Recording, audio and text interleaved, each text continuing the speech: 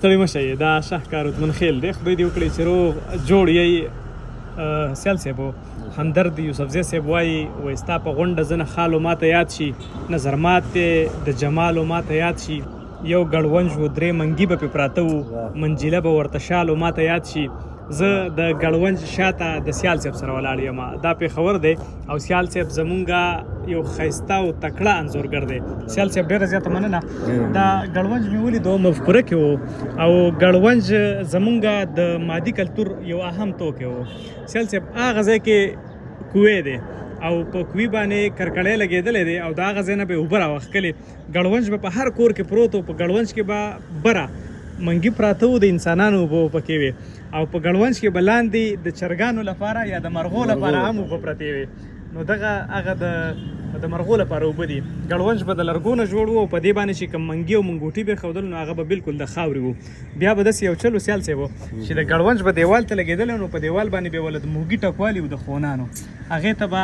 منجیلې هم پرتې وې ګل کړې منجیلې بالکل او دغه رقم په دې باندې به دا برغولي پراته وو دې ته برغولې وایي او یو ټپه ده وایي خلک به هر سهار څه وایي کولاله نه یم چې برغولي جوړوم او یا داسې چې خلک دې هر سهار څه وایي زه به د چا خولې له برغوله جوړوم نو دا دې ته برغولې وایي او په دې باندې د منګي خوله چې ده هغه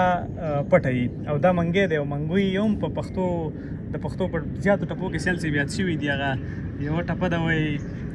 په ګودر جنگ د جنکو دی پورې راپورې په منګو ویشتل کوي نه او په ګودر جنگ د جنکو دی منګي مات کړل په کړو ویشتل کوي نه نو دې ته بیا د منګي غړی وایي بس څنګه چې تاسو دلته ګوره ډېر شیزونه مونږ روایتي ایښي دي په دې غرض باندې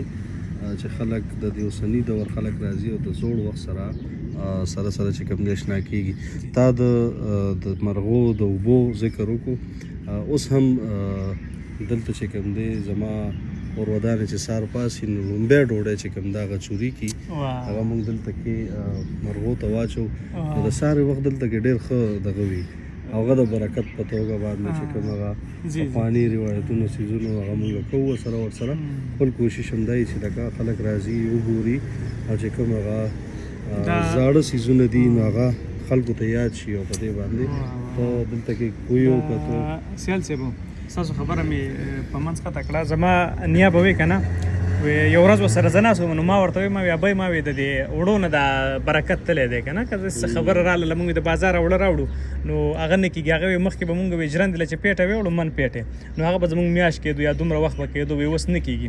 نو بیا راته هغې ډېره ښایسته خبره وکړه وی موږ به فصل خپل کرو نو په هغه فصل کرلو کې به یو خو داسې چلو چې موږ به غنم راودل نو وږی به ترې مات شو دانې به ترې وغورځېدې نو هغې کې به هم د مرغو برخه وشوله بیا به هم د کوټې په سر باندې وچولو ته یا راشپېل کولو ته کېښودل نو هغه به هم بادول نو چېرته به ترې لرې دانې لاړلې یا به پسې مرغۍ راللې نو په هغې کې به هم د مرغو برخه وشوله وی اوس څیز هغلته په پوجۍ کې بند د میل نه راځي خمبې ته لوېږي یا کندو ته لوېږي یا پیټۍ ته لوېږي او بیا رااخیستله کېږي هغه غلی کېږي او پوټۍ ته هم نه دانګي او چې کله به زموږ مور دلې مشرانو ښځو اوړه اخکل هغې نه به چې پوټي ودانګل نو وی چې څوک راځي میلمانه را روان دي خیال مو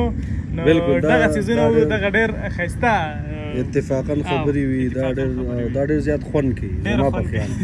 ځکه چې ما ته خو خپل ځاني ساره ډېره مزه راکوي چې مونږ ناست یو دا پوټي کوو او بیا راوړو په اړه یې ځای کې خواړه کوو نو دا شیزونه ډېره مزه ویډیو د 4 دقیقو نه زیاته واوښته او پښتانه چې دي یا په اجتماعي توګه باندې بل شانې دي په ټیک ټاک کې 15 سیکنډه یا 15 ټکه ویډیو ګوري د ډېر زیاته نه ګوري ډېره زیاته مننه خوشحاله شئ